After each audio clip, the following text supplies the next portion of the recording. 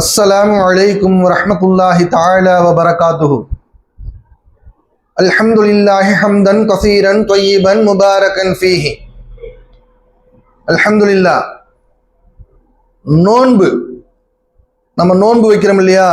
ரமலான்ல ஃபர்லான நோன்புகள் வைக்கிறோம், அப்புறம் சுன்னத்தான நோன்புகள் வைக்கிறோம், இன்னும் வாஜிபான நோன்புகள் இருக்குது, நஃபிலான நோன்புகள் இருக்குது, நேர்ச்சை நோன்புகள், கலா நோன்பு, கஃபாரா நோன்பு, இப்படி நோன்புல நிறைய வகை இருக்கு இல்லையா?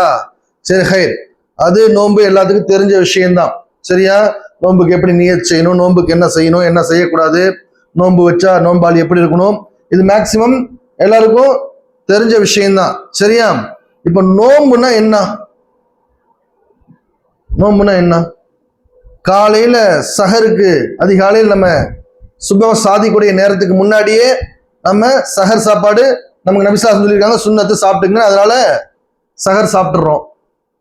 அடுத்து, அதாவது கிழக்கு வெளுத்ததிலிருந்து சூரியன் அஸ்தமிக்கும் வரை மறையும் வரை உணவு உண்ணாமலும் உடல் உறவு கொள்ளாமலும் இருந்தால் அது நோன்புன்னு ஷரியத்தில் நமக்கு சொல்லப்பட்டிருக்கு இல்லையா? இப்போ இது ஷரியத்துடைய நோன்பு. உணவு உண்ணாம இருக்கணும், பிளஸ் கணவன் மனைவி சேர்க்கை இல்லாமல் இருக்கணும், அது போன்ற காரியங்கள் ஈடுபட்டு தன்னுடைய நோன்பை முறித்து கொள்ளாமல் இருக்கணும். சரியா? இது கஃபாரா, மற்றவர்களுக்கு இதெல்லாம் ஷரியத்துடைய உலமாக்கள் நிறைய சொல்லுவாங்க, பார்த்துக்குங்க. இப்போ இந்த நோன்புல நபிஸ்லாசன் தெளிவா சொல்லியிருக்காங்க, ஒரு மனிதர் நோன்பாளியா இருக்கிறாரு, நோன்பு வச்சிருக்கிறாரு, அவர் காலையிலிருந்து, அதாவது சுப சாதிக்க கிழக்கு வெளுத்து இருந்து சூரியன் மறையும் வரைக்கும் அவர் எதுவுமே சாப்பிடல. அதே சமயம் என்ன பண்ணல, தன் மனைவியோடையும் கூடல, அல்லது பெண்ணாக இருந்தா கணவனோட ஒண்ணு சேரல. ஆனாலும் அவருடைய நோன்பு நோன்பாக இல்லாமல் அவர் வெறும் பட்டினி கிடந்தது தான் மிச்சங்கிற மாதிரி நபிசான் சொல்லியிருப்பாங்க. என்ன காரணம்? அவர் தன்னுடைய பாவகரமான காரியங்களை விட்டு அவர் தவிர்ந்து கொள்ளாமல் வெறுமனே நோன்பு வச்சுட்டு பாவகரமான காரியங்கள் அவர் ஈடுபட்டார்னு சொன்னா அவர் சும்மா வெறும் பட்டினி கிடந்தது தான் சொல்லி நபிசான் சொல்லியிருக்காங்க. சரியா? அப்ப அந்த அடிப்படையில அவர் வெறும் பட்னி தான் இருந்திருக்கிறாரு, நோன்பாளின்னு அவர் நினைச்சிட்டு இருப்பாரு. ஆனா பாவகரமான காரியங்கள் ஈடுபட்டனால என்ன ஆயிடுச்சு, அவருக்கு நோன்பினுடைய பலன் கூலி இல்லாம போயிடுது இல்லையா? இது ஷரியத்துடைய நோன்புக்கு ஓகே. அதே போல நோன்பாளிகள் என்ன பண்ணக்கூடாது, தன் உடலில் உள்ள நவத்வாரங்கள் வழியாக எது ஒன்றும் உள்ள போகக்கூடாது. ஈஸியா நோன்பு முடிக்கிறது எதுனா நிறைய கஷ்டப்படலாம் தேவையில்லை. நவத்வாரங்கள் இருந்து எதுவும் என்ன பண்ணக்கூடாது, உள்ள நம்ம நுழையக்கூடாது. சரியா? அப்புறம் மீதி நோன்பு முறித்தெல்லாம் பல பேருக்கு எல்லாம் தெரிஞ்ச விஷயம் தான், ஷரியத்துடைய விஷயம். ஓகே, ஹைர். இப்ப நாம ஷரியத்துடைய நோன்பு என்னன்னு ஓரளவுக்கு எல்லாத்துக்குமே தெரிஞ்ச விஷயம்தான், நம்ம அதை சொல்ல வரல. யார் தஸவுஃபுடைய பாதையில பயணித்து அல்லாஹுடைய பொருத்தத்தை பெற்று இறை நேசர்களாக ஆக வேண்டும்னு முயற்சியும் பயிற்சியும் செஞ்சுக்கிட்டு அதனுடைய நாட்ட தேட்டத்துல அல்லாஹ்விட மன்றாடி கொண்டு வணக்க வழிபாடுகள்ல ஈடுபட்டு கொண்டு வாழ்ந்து கொண்டிருக்கிறார்களோ அவர்களுக்கான நோன்பினுடைய முறை என்ன தெரியுமா?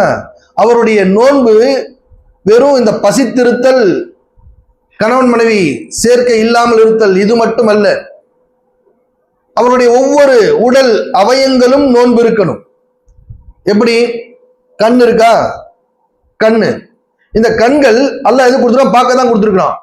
ஆனா இந்த கண்களும் ஒரு நோன்பாளிய, ஒருத்தர் நோன்பு எல்லா காலத்தையும் என்ன பண்ணணும், ஃபாலோ பண்ணணும். ஆனாலும் நோன்பு இருக்கும்போது இன்னும் அதிகமா கடுமையாக இந்த கட்டுப்பாடுகள்ல இருக்கணும். எப்படி?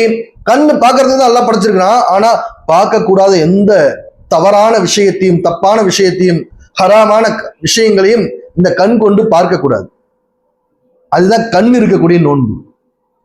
பிறர் பொருளை ஆசையோட அல்லது என்ன சொல்றது, அபகரிக்கிற நோக்கத்தோட இல்ல அது ஏக்கத்தோட பொறாமையோட பார்த்தாருன்னு சொன்னா அவர் கண்ணு நோன்பு இருக்கல. இல்ல வேற ஏதாவது ஆபாசமான காட்சிகளை பார்க்கிறாரு, இல்ல அந்நிய பெண்ணை பார்த்து ரசிக்கிறாரு, இல்ல ஒரு பெண்ணாக இருந்தால் அதை அப்படி மாற்றமா போட்டுக்க வேண்டியதான் எதிர்பாலனத்துல. அப்படி தன்னுடைய கண்களை கொண்டு ஒரு நோன்பாளி செஞ்சான்னு சொன்னா ஷரியத் படி நோன்பு எல்லாம் முடியாது. ஆனா மஅரிஃபத்துடைய நோன்பு அது நோன்பு அல்ல. சரியா? அவருடைய கண்களும் நோன்பு இருக்க வேண்டும். கண்கள் மட்டுமல்ல, காதுகளும் கேட்கக்கூடாத எந்த ஒரு தவறான வார்த்தைகளையும் கேட்கக்கூடாது. அடுத்தவன் வந்து புறம் பேசினான்னா எப்பயுமே கேட்கக்கூடாதுதான். ஆனா இந்த நோன்பாளி மாரிஃபத்துடைய நோன்பு வைக்கக்கூடிய சுலூக்குல இருக்கக்கூடிய இந்த சாலிக்கீன்கள் என்ன பண்ணணும்? பிறருடைய குறைகளை யாராவது வந்து நம்ம சொல்றாங்க, புறம் பேசுறாங்க, கோல் சொல்றாங்க, அல்லது கெட்ட விஷயங்கள் சொல்றாங்க, கெட்ட வார்த்தைகளை பேசுறாங்க, அல்லது ஆபாசமான பேச்சுக்கள், ஆபாசமான பாடல்கள், இது போன்ற விஷயங்கள் எல்லாம் நம்முடைய காதுகளுக்குள்ள போகாத அளவுக்கு நம்மளை கட்டுப்படுத்தி இருந்துக்கணும். இதுதான் காது வைக்கிற நோன்பு. அப்ப கண்ணும் நோன்பு இருக்கணும், காதும் நோன்பு இருக்கணும். வாய் பட்டினியா மட்டும் இருந்தா பத்தாது. வாய் பட்டினியா மட்டும் இருந்தா பத்தாது. பேசக்கூடாது, கெட்ட விஷயங்களை பேசக்கூடாது. கெட்ட விஷயங்களை பேசக்கூடாது. புறம் பேசுறது, பொய் பேசுறது மட்டுமல்ல, வேற எந்த தேவையற்ற விஷயங்களையும் பேசக்கூடாது. அல்லாஹுடைய திக்ர் இருக்கணும், நபி ஸல்லல்லாஹு அலைஹி வஸல்லம் ஸலவாத் சொல்லக்கூடியதா இருக்கணும், குர்ஆன் திலாவத் ஓதக்கூடியவங்களா இருக்கணும். இதை தவிர மற்ற எந்த ஒரு தேவையற்ற வீண் வார்த்தைகளையோ தவறான பேச்சுக்களையோ பேசாமல் இருக்கணும். பிறருக்கு மத்தியில குழப்பம் விளைவிக்கிற மாதிரி எந்த ஒரு வார்த்தைகளையும் பயன்படுத்தாம இருக்கணும். இது போல நாவும் நோன்பு இருக்கணும். நாவும் என்ன பண்ணணும்? நோன்பு இருக்கணும். அப்பத்தான் இது என்ன ஆகும்? அந்த நாவும் நோன்பு இருந்ததாகும். நாவு மட்டுமில்ல, கண்ணு சொல்லிட்டோம், காது சொல்லிட்டோம், வாய் சொல்லிட்டோம், இன்னும் ஒவ்வொரு உறுப்பும். இந்த கை இருக்கு, இந்த கைகளும் நோன்பு இருக்கணும். ஏன்? பிறர் பொருளா அது எப்பயுமே செய்யக்கூடாதா? இருந்தாலும் இந்த நோன்பாளி இன்னும் அதிகமாக எந்த ஒரு தவறானதையும் தொற்றக்கூடாது. தவறானது சிலது நமக்கு உரிமை இல்லாத எந்த பொருளா இருந்தாலும் அதை தொடுவது நமக்கு ஆகுமானதல்ல. சரி, அது மனிதராக இருந்தாலும் சரி, அது பொருட்களாக இருந்தாலும் சரி, நமக்கு உரிமை இல்லாத என்ன பண்ணக்கூடாது? தொடக்கூடாது. அது நம்மளது இல்லை. சரியா? அது மட்டுமல்ல, இந்த கரங்களை கொண்டு யாரையும் என்ன பண்ணக்கூடாது?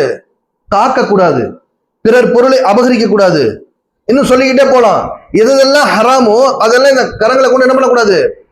செய்யக்கூடாது. செஞ்சா அது நோன்பு அல்ல. அதே போலதான் கால்களும் நோன்பு இருக்கணும். போகக்கூடாத இடங்களுக்கு, தவறான இடங்களுக்கு என்ன பண்ணக்கூடாது? இந்த கால்களை கொண்டு நடந்து போகக்கூடாது. சரியா? அது மட்டுமல்ல, எல்லாத்துக்கும் மேல உன்னுடைய உள்ளம், அதுவும் நோன்பு இருக்கணும். கெட்ட சிந்தனைகள், கெட்ட எண்ணங்கள் உன்னுடைய உள்ளத்துல தொடர்ச்சியா எழுந்துகிட்டே இருந்துச்சுன்னா அது உன்னுடைய உள்ளம், உடல் நோன்பு இருந்தது, உன்னுடைய உள்ளம் நோன்பு இருக்கவில்லை. உன்னுடைய உள்ளம் நோன்பு இருக்கவில்லை. அப்போ உன்னுடைய உச்சி முதல் பாதம் வரை இருக்கக்கூடிய ஒவ்வொரு உடல் அவயங்களும் என்ன இருக்கணும்? நோன்பு இருக்கணும். அதுதான் நோன்பு. இது எதனுடைய நோன்பு? மாரிஃபத்துடைய நோன்பு. அல்லாஹ்வை அறிந்து அடைந்து அவனுடைய அவுலியாக்களாக ஆக வேண்டும் என்று யாரெல்லாம் ஆசைப்பட்டு முயற்சி செஞ்சு வாழ்ந்துட்டு இருக்கிறோமோ, நாம நம்மளுடைய நோன்புகளை இவ்வாறு ஆக்கிக் கொள்ளணும். சரியா? ஏன் பொதுவா சும்மா உண்ணல் பருகள், உடலுறவு கொள்ளுதல், இதை தவிர மீதி எது பண்ணாலும்னா நோன்புடைய சிறப்பு மட்டும் போயிடும். ஷரியத்துடையது, நோன்பு கூடுந்தா, இல்லைன்னு சொல்லல.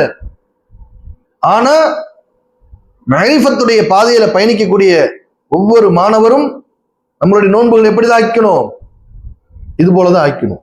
நம்மளுடைய ஒவ்வொரு உடல் உறுப்புகளும், இன்னும் சொல்ல போனா நம்மளுடைய ஒவ்வொரு செல்லும், நம்ம உடம்பு இருக்க செல்களால் ஆனது நம்மளோட உடம்பு, கோடிக்கணக்கான செல்களால் ஆனது இந்த உடல். அப்போ அந்த ஒவ்வொரு செல்லுமே நோன்பு இருக்கும். எப்படி திக்ர்ல சொல்லியிருந்தோம் இல்லையா? நம்மளுடைய ஒவ்வொரு செல்லும் திக்ர் செய்யணும். அந்த திக்ர் நம்முடைய உணர்வு, அது நமக்கு உணர்வும், அதனுடைய திக்ர் செய்ய நம்மளால உணர முடியும்னு சொல்லியிருந்தோம் இல்லையா? அது போல இந்த நம்மளுடைய உடல் இருக்கக்கூடிய ஒவ்வொரு செல்களும் நோன்பு இருக்கக்கூடியதா இருக்கணும். அப்ப அந்த அடிப்படையில நம்மளுடைய நோன்பு என்ன ஆகணும்? ஆக்கிக்கணும். அதே போல ஷரியத்துடைய நோன்பு வைக்கக்கூடியவங்களுக்கு ஒரே ஒரு கேள்வி, யாரும் தவறா எடுத்துக்க வேண்டாம். நாம மற்ற நேரங்கள்ல சாதாரணமா 3 நேரம் சாப்பிட்றோமா? காலையிலையும் சாப்பிட்றோம், மதியம் சாப்பிட்றோம், இரவு சாப்பிட்றோம். சரியா? இப்ப நோன்பு காலங்கள்ல சஹரு சாப்பிட்றோம், இஃப்தாரும் சாப்பிட்றோம். அப்ப மறுபடியும் இஃப்தார் முடிச்சா அடுத்த நாள் சஹர் தானே சாப்பிடணும். பெரும்பாலானவர் இப்படிதான் சாப்பிடுவாங்க. ஆனா ஒரு சிலர் நம்ம கேள்விப்பட்டிருக்கிறோம், சிலரை பார்த்து இருக்கிறோம், இஃப்தார் முடிச்சதுக்கு அப்புறம் மக்ரிப் முடிச்சுட்டு, தராவிஹ் முடிச்சுட்டு மறுபடியும் நாஷ்டா சாப்பிட்டு தான் தூங்குறாங்க. இல்லைன்னா எங்களுக்கு தூக்கம் வராதுங்கிறாங்க. மறுபடியும் எஞ்சி சஹர். அப்ப சஹரும் சாப்பிட்டாரு, இஃப்தாரும் சாப்பிட்டாரு, நைட் டிஃபனும் சாப்பிட்டு டின்னரும் முடிச்சிட்டாரு. அப்படின்னா 3 நேரம் ஆச்சா? இது நோன்பா? நோன்புக்கான கூலி கிடைச்சிரும். அங்க அல்லாஹ் நோன்புக்கான மக்சத், அந்த நோக்கம் என்ன? பசித்திருத்தல் தானே. அந்த பசித்திருத்தல் அது வரைக்கும் இருந்துட்டு அதுக்கப்புறம் மறுபடியும் 3 நேரம் சாப்பிட்டு இருந்தா இது எப்படி நோன்பு கணக்குன்னு எனக்கு ஒன்றும் புரியல. சரி, ஹைர். அந்த அடிப்படையில நாம தெளிவா விளங்கிக்கணும். நமக்கான நோன்பு ஷரியத்துடைய சட்டங்களையும் ஃபாலோ பண்ணணும். அதை தாண்டி மாரிஃபத்துடைய நோன்பாக நம்மளுடைய ஒவ்வொரு உடல் உறுப்புகளும் நோன்பு வைக்கணும். சரியா?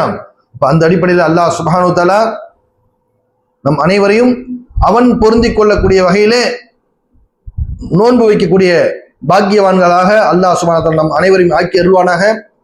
இன்னும் நம்மையும், நம்முடைய மனைவி மக்களையும், நம்முடைய குடும்பத்தினரையும், நம்முடைய சந்ததிகளையும், இன்னும் என்னுடைய மாணவ செல்வங்கள் அனைவரையும் அல்லாஹுடைய சொந்த அவுலியாக்களாக பொருந்தி கொண்டு இம்மை மறுமை இரண்டிலும் அவனுடைய அவுலியாக்களாகவே வாழ்வதற்கு அல்லாஹ் சுப்ஹானஹு வ தஆலா தௌஃபீக் செய்து அருள் புரிவானாக. அஸ்ஸலாமு அலைக்கும் வரஹ்மத்துல்லாஹி தஆலா வ பரகாத்துஹு.